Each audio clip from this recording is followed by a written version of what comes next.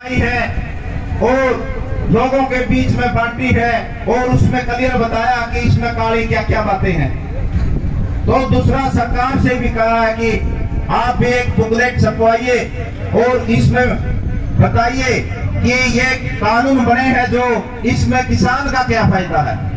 इसमें किसान के फायदे की एक भी लाइन नहीं लिखी हुई है। आपको मैं बताना चाहता हूं कि जो देश का प्रधानमंत्री कहता है कि एमएसपी था, एमएसपी रहेगा और एमएसपी है, तो साथियों 19 पेज का ये काला कानून है, लेकिन उसमें एमएसपी के बारे में एक लाइन भी नहीं है। इन काले कानूनों में एमएसपी का जिक्र नहीं किया। इसलिए देश के प्रधानमंत्री को हम कहना चाहेंगे, अगर एमएसपी था, एमएसपी रहेगा और एमएसपी है, तो आपको ये लाइन लिखने में क्या ऐतराज है। एक लाइन लिख दीजिए कि किसान को एमएसपी मिलेगा। अगर कोई किसान की फसल एमएसपी पर से कम खरीदेगा तो उसकी 5 साल की सजा होगी। तो इसमें दिक्कत क्या है प्रधानमंत्री को, जबकि बजट भी प्रभावित नहीं होता एक लाइन लिखने से। इसलिए देश का प्रधानमंत्री गुमराह करना चाहता है और वो कॉर्पोरेट घरानों को फायदा पहुंचाने के लिए ये कानून ले आया है। साथियों, हमें घबराने के और डरने की जरूरत नहीं है।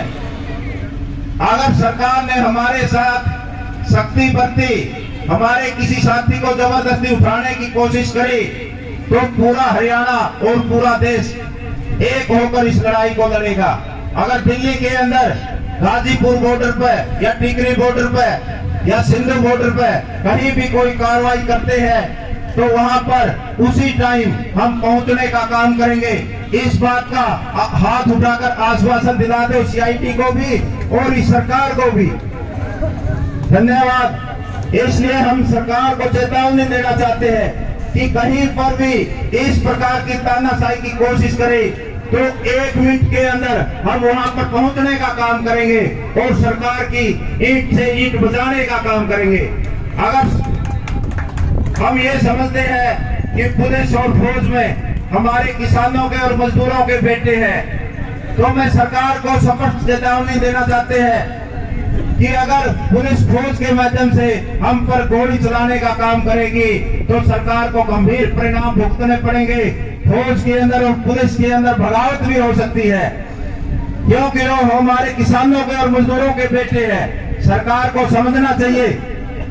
अगर कल बयान आया था मुख्यमंत्री का कि मैं मानवता के आधार पर अपील करता हूं कि वर्ण के अंदर महामारी फैली हुई है, किसान अपना आंदोलन छोड़कर घर चले जाएं, तो हम इस मंच के माध्यम से हरियाणा के मुख्यमंत्री को और जो नेता चिट्ठी लिखते हैं प्रधानमंत्री को कि ये काले कानून है, इनको वापस लेना चाहिए, उनको भी चेताना चाहते हैं कि आप देश के प्रधानमंत्री को स्पष्ट शब्दों में कहें कि मानवता के आधार पर इन काले कानूनों को वापस लेना चाहिए और एमएसपी पर कानून बनाकर हमें देना चाहिए।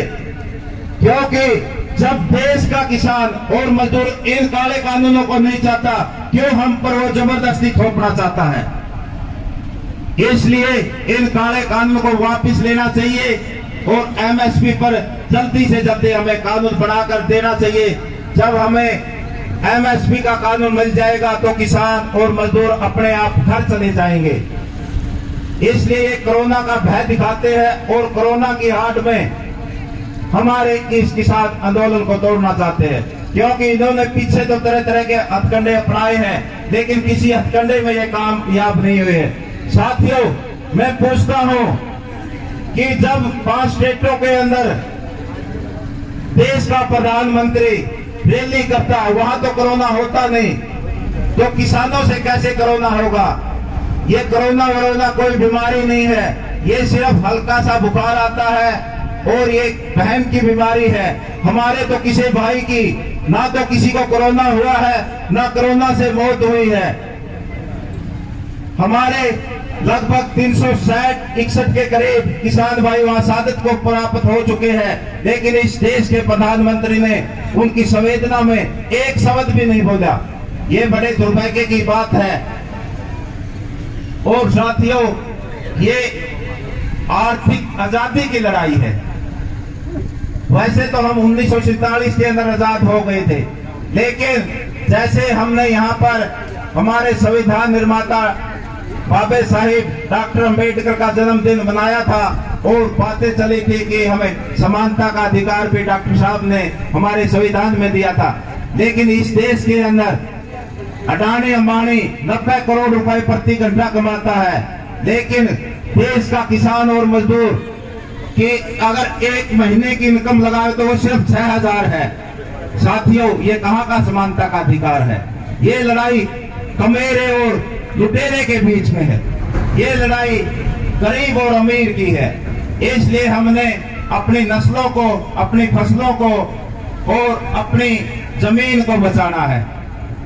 हमारी जमीन हमारी माता समान है और फसलें हमारी बहन बेटी के समान है। जो भी हमारी माता और बहन के खिलाफ बुरी नजर से दिखाएगा तो उसकी हम आंख निकालने का काम करेंगे।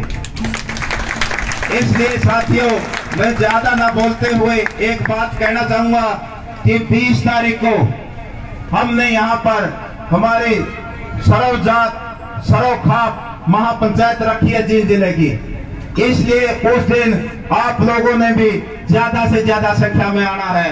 20 तारीख के लिए ये नंबर लगा हुआ है, जो गाँव गाँव को भूल जाना है।